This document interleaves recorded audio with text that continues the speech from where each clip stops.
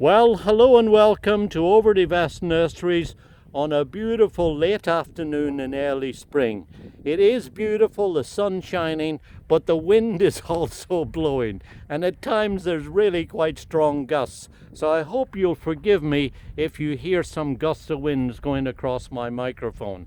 I really wanted to take a moment or two and let you see this beautiful little cherry plum that's called Prunus Thundercloud. And I particularly wanted to show you it at this stage because, as you see, it produces these pretty little pink flowers that are carried in much more abundance than you're seeing now. They come out before the leaves, and there's just a few flowers left on this particular plant, which is why I wanted to really just let you see what they look like. They're really very pretty.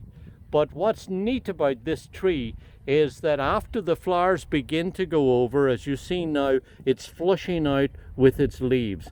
And this produces really nice, bright, dark red, purplish colored leaves that it holds through the whole of the growing season, right into the fall, through the summer and into the fall. And unlike some forms that tend to turn towards green, this one really keeps its color well through the season. It's also a nice, vigorous and very shapely grower. You can see as I pan up here now what the head of this tree will look like.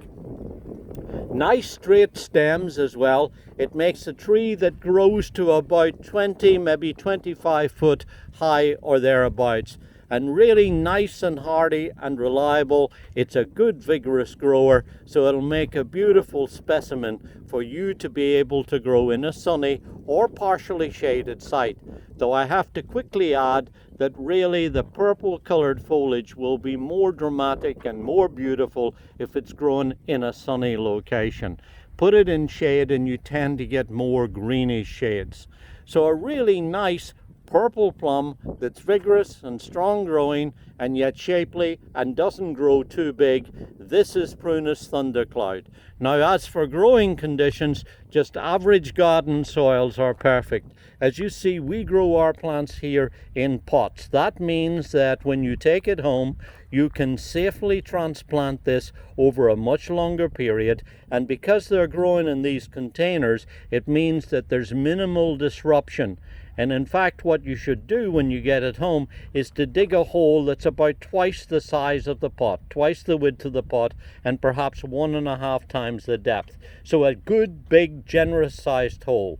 Then mix in some organic matter with a backfill, and when you're finally finished, try to have the level of the soil level roughly the same as the existing soil level.